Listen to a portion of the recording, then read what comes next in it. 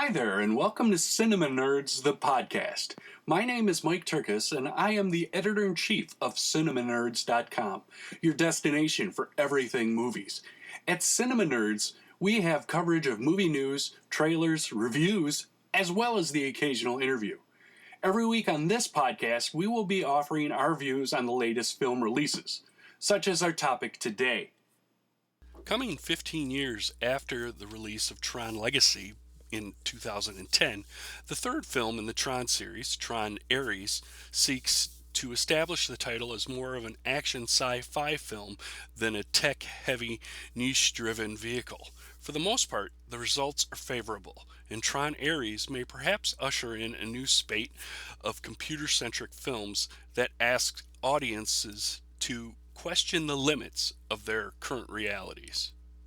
The film centers around the launch of a program called Ares, whose corporeal form is played by Jared Leto, who has been created to identify and eliminate dangerous elements within any given computer system. Now, humanity's never-ending brushes with artificial intelligence force the computer world to take immediate action against the real world in order to save it from itself and an invading force of AI beings. Since time began, man has gazed at the stars and he has wondered, am I alone?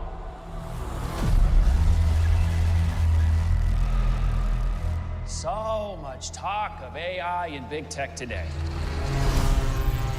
Virtual worlds, what are they going to look like? When will we get there? Well, folks, we're not going there. They are coming here. I would like you to meet Ares, the ultimate soldier. He's biblically strong, lightning fast, supremely intelligent. And if he is struck down on the battlefield, I will simply make you another. Although that may seem like a rather dense and convoluted setup, the film is remarkably subdued with regards to the tech speak. A majority of the film takes place in the real world, as opposed to the digital realm. But when it does switch to cyberspace, it is done so with the mindset that technologies have advanced quite a bit since the previous films in the series, and the line between reality and the digital world seems blurred at best. Since the first film, Tron, back in 1982, this series has been one of the most beloved among film fans of a certain age and demographic. This entry attempts to reclaim the series for a younger generation and does so with varying levels of success. You think you're in control of this? You're not.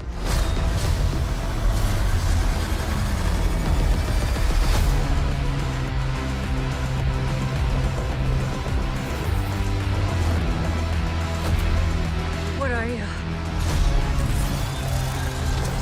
I'm looking for something.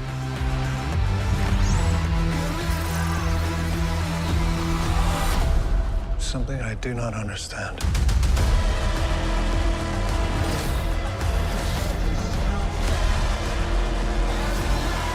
Hang on! A malfunctioning program who wants to live. Why is that? It's just a feeling. Fascinating.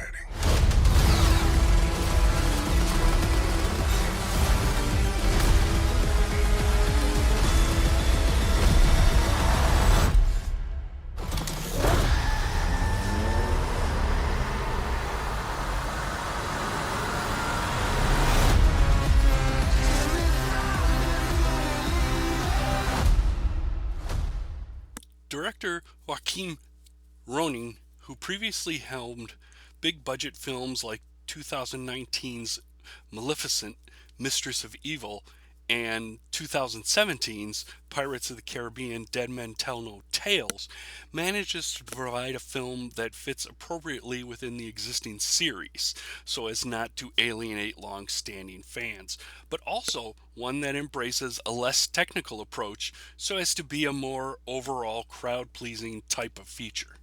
Working from a script penned by Jesse Whitguto and Jack Thorne, Ronin does something that the previous films have opted to not focus on: characters. One could argue that Ares, played by Jared Leto, may be the best drawn character of the entire series, and that includes Jeff Bridges' portrayal of Kevin Flynn, who has unfortunately become a sort of parody of his dude character from 1998's The Big Lebowski.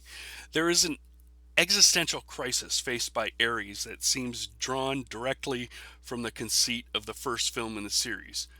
What does it mean to be alive?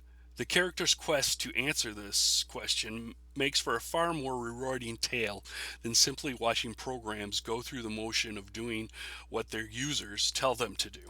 While it will undoubtedly be compared to not only its predecessors but also the films in the Matrix series, Tron Ares manages to capture a good deal of the magic of the first film while simultaneously pushing the franchise forward with a fresh outlook on the domain of cyberspace. Well, that's it for this episode. Thanks for listening, and don't forget to visit us on Facebook and Twitter and at our website at CinemaNerdz.com.